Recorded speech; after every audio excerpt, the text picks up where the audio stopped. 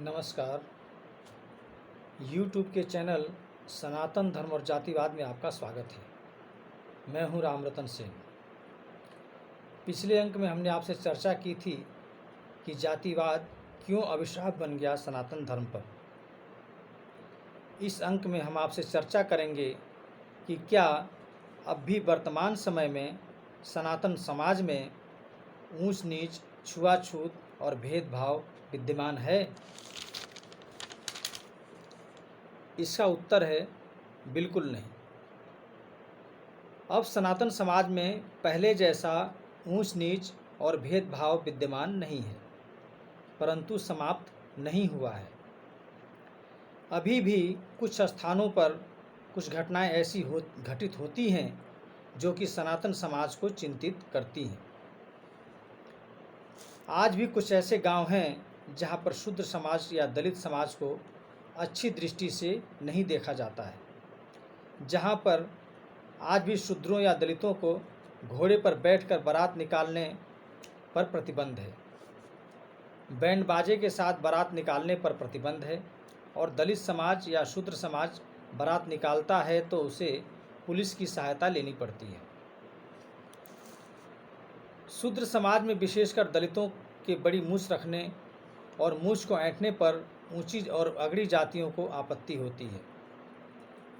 कई जगह ऐसे प्रकरण भी आए हैं कि यदि दलित समाज ने अपने माथे पर चंदन या टीका लगा लिया है तो अगड़ी और ऊंची जातियों ने इसका विरोध किया है और इस पर आपत्ति ली है। लेकिन ये सब घटनाएं केवल उन कुछ ग्रामीण अंचलों में हुई हैं जो पुराने और रूढ़िवादी विचारों से ग्रस्त हैं। मंदिर में प्रवेश को लेकर विवाद केवल ग्रामीण अंचलों में ही यदा कदा सुनने को मिलता है, लेकिन शहरों के अंदर इस तरह की कोई बात नहीं है।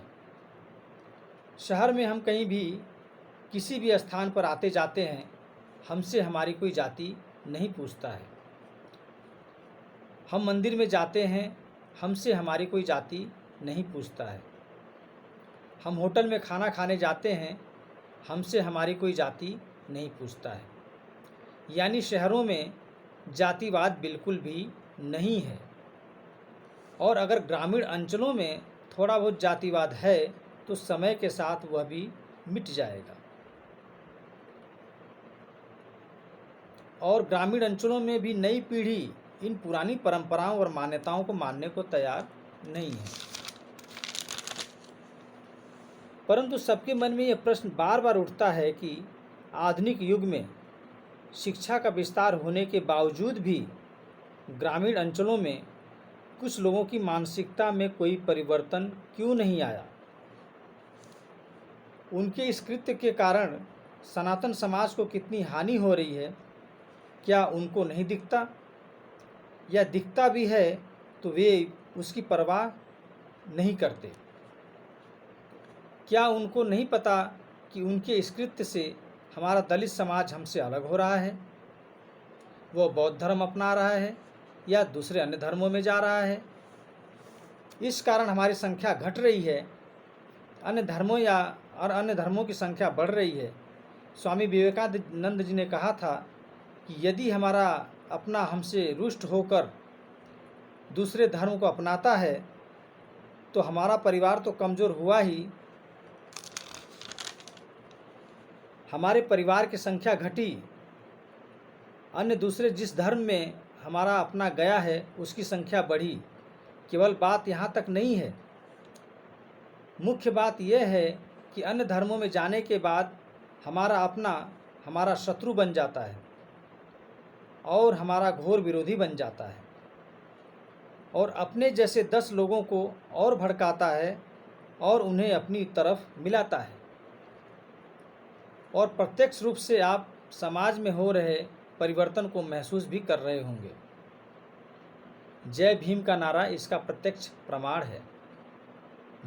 भीम आर्मी इसका प्रत्यक्ष प्रमाण है। कल तक जो हमारा अपना था, आज वो हमारा विरोधी बन गया है, और इस फूट का भरपूर लाभ हमारे विरोधी ले रहे हैं और अपनी राजनीतिक महत्वाकांक्षा पूरी करने में लगे हैं। कुछ लोग तो सनातन विरोध एक सोची समझी रणनीति के तहत एक अभियान के रूप में कर रहे हैं, और हम हैं कि आने वाले खतरे को देख नहीं पा रहे हैं, या हमने अपनी आंखों पर हरा चश्मा पहन लगा रखा है और हमें चारों तरफ हरियाली नज़र आती है।